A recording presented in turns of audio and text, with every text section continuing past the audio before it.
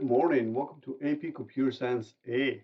And A stands for amazing. Today we are going to be covering section 5.2. So make sure that you have your notes with you. We are going to be calling parameters.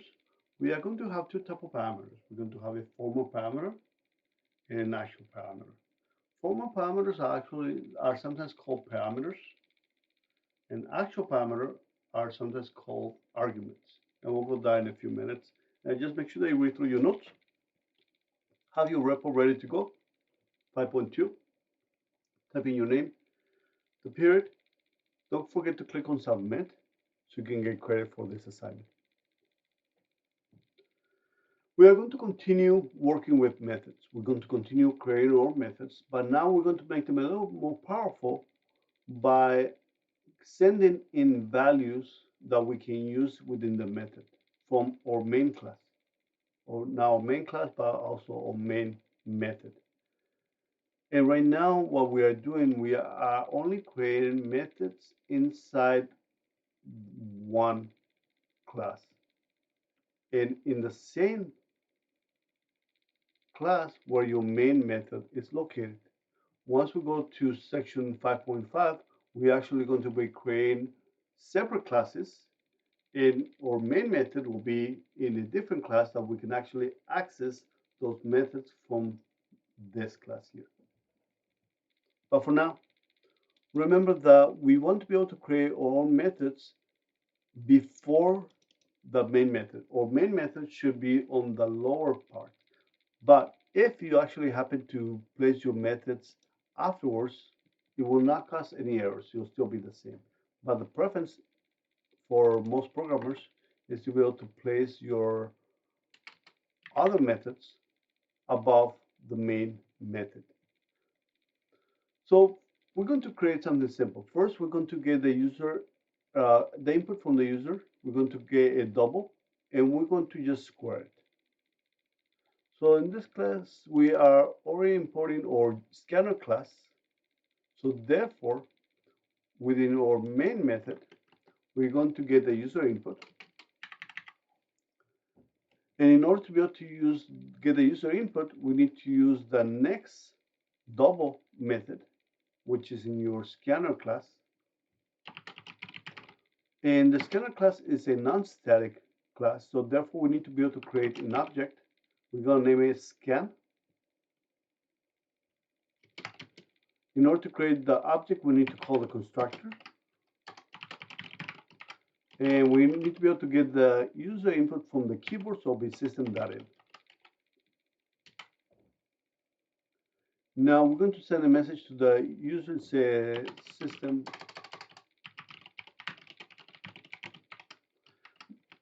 But now, because of all the parentheses, we know that the println is a method that is inside the system class.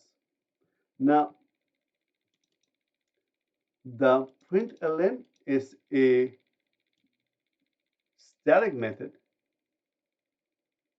that is inside the system class. And we know that's a static method because we did not need to create an object.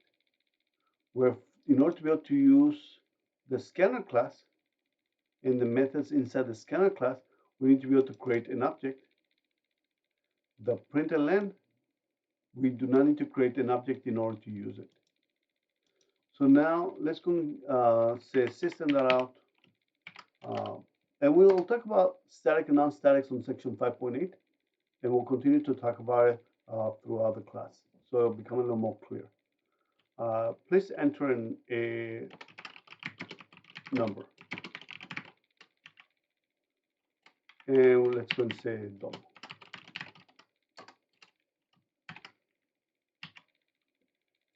And now we are going to save it. So double will be a number equal to, we're going to use the scan.next double. This is a method that's a non-static method. So in order to be able to access the next double method, we need to create an object to be able to access that method. Where the println was a static method, so therefore we did not need to create a system object to be able to access that method. So that is the difference. And now let's go and just print out system.out print event, and we're going to square it. So it'll be number times number. And let's go and run it and see if that works.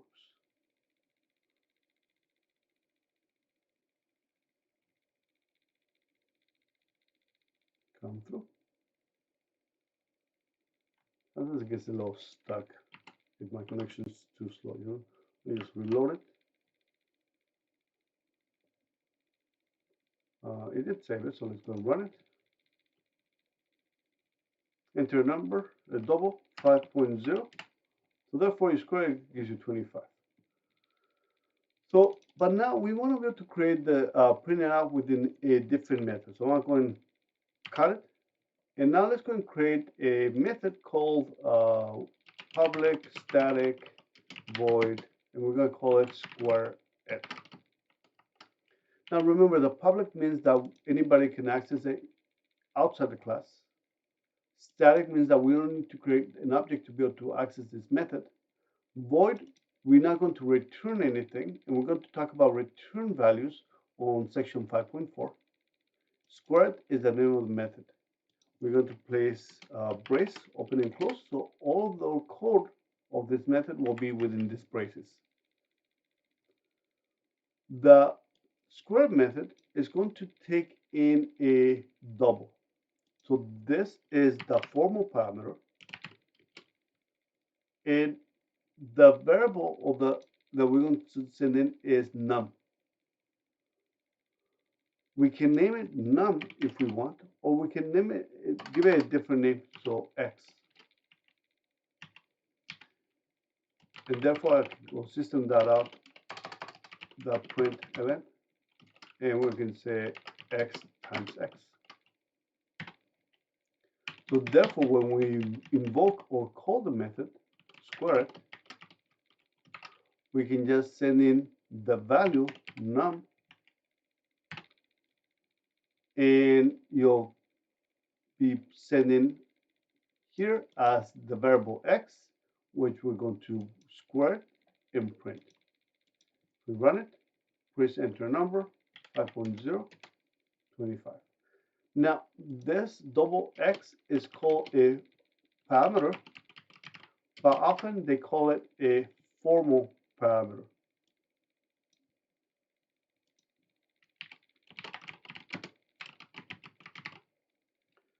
Where the num is called an argument, often it's called an actual parameter.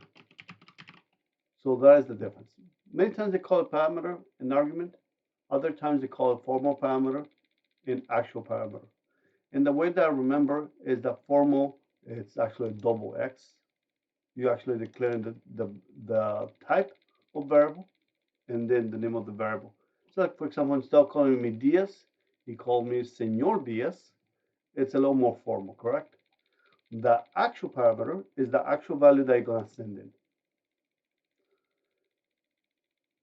So I can type in num, I can type in a 3, 9.0. So even though I type in an integer, when it gets saved as num, it gets converted to a double. And therefore, we are actually sending the double, which is 3.0. 3.0 times 3.0 will give me 9.0. Or if I just want to be able to send in a value directly, I can comment this out since I will need it. And I can just send in a number 5.0. So the actual number that I'm going to send in, actual parameter, the actual number is 5.0. So that's how you want to be able to think about. Actual parameter is that number that you're going to send in or the value that you're going to send in. Formal parameter, double x, the type, and the variable name. Notice that it doesn't have to be the same. You can give this any name that you want. And now we can actually send in 5.0 as a double. Can I send in only 5? Yes, because this is an integer, and an integer is smaller than a double. So therefore, the integer does fit into a double. And I can even send in a character, a, and you'll still square it. You'll still accept it. Because if you look back on page 15 of your notes, when we cover the ASCII code, the value for uppercase A, as in ASCII code for the character, is 65, and 65 squared is 4,225. But in the other case, that if we want to be able to send in 5.0, and if this is an integer, then that's going to create an error, because a double is larger than an integer, so therefore this is not going to fit into the formal parameter, and that will cause you an error. So just be careful. Now let's do something a little more challenging, just a little bit more, where we're actually going to be using more than one parameter. So we can actually send in one, two, or multiple parameters to use within a method. So let's go and create a new method. We're going to leave this one here. And we're going to create a new method where we're going to take a word from the user, and we're going to print one letter per line. And then we're going to ask the user how many times they want us to print the word. So we're going to take two things, a string, a word, and an integer, a number, how many times they want us to print that word. So let's go into our main method, and we do need the scanner object. I'm going to say, please enter a word, which will be a string.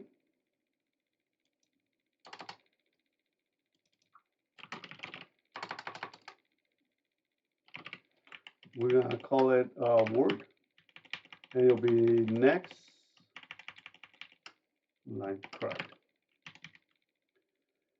And in here, we're going to call our method. So let's go work on constructing our method. It'll be a public, static. Public means that they can use it outside the class. Static means that they don't need to create an object in order to be able to use the method. Void means that we're not going to return anything. And the name of the method will be print a word. We're going to take in a string. It's called word. We can give it any name that we want when you take it in. We're just going to say W. And we're also going to take in a number, int, and we're going to say X. So we're going to ask the user system.out.print and how many times do you need the word printed? And it'll be a int. We'll say number equal to scan.next int. And now let's go and invoke the method is print word. So therefore will be print word. Since it's a static method, we don't need to create the object. We can just call it as print word. Word will be the argument, and num will be the argument. Those are called actual parameters. These ones are called formal parameters. Now, one of the things that you have to be careful is that they have to match the word is a string, so therefore that has to be a string. Then we have the integer. They cannot be interchanged. They have to match every single time. Otherwise, you're going to be receiving an error. So therefore, go to the code, see if you can figure out how to print out one letter at a time first. Then see if you can figure out to print out multiple times, depending on the number of times that they enter. Go and pause it. You got it? So let's go and print out one letter at a time first. So for that, we're going to need a for loop. Do you remember the components for a for loop? It has three components. First, we're going to declare and initialize a variable, int I equal to 0. Then while I we're going to go through each of the letters within the word. So it'll be while I is less than w dot length, which is a method. And then we're going to increase our variable. Actually, let me put this here. And now let's go and print one letter at a time. We're going to use the method of substring within our string class. And we're going to send in two parameters from I to I plus 1. So notice that we've been using two arguments. We've been using arguments before, we just were not talking as much about them, right? So in this case, it's going to take in two arguments, I and I plus 1. And that should allow me to be able to print one letter within each line. So I'm going to go and run it. Enter word, Santa Fe. How many times? Let's get 2 for now. Right now, it's only print once. How can we make it print the number of times that they want us to do so? We're going to create another for loop outside. So for, we need to be able to use another, we cannot use I. We are going to use another variable, so we're going to use j equal to 0, while j is less than x. That's how many times we want to be able to print j plus plus. Let me open and close my brace, and let me go and indent this other for loop. So now we have a for loop within a for loop. And now we can run it. Enter word, let's say just chieftains. How many times would you like to print it? Twice. And let's see if we can print it twice. Once, twice, correct? If we run it again, we say 5 times, we get printed 1, 2, 3, 4, 5. Perfect. So a few things to keep in mind is that you want to make sure that you place your methods above your main method. Second is that your formal parameters match your actual parameters and the type as well. So this will conclude the lesson for today. Don't forget to click submit, and I'll see you next time.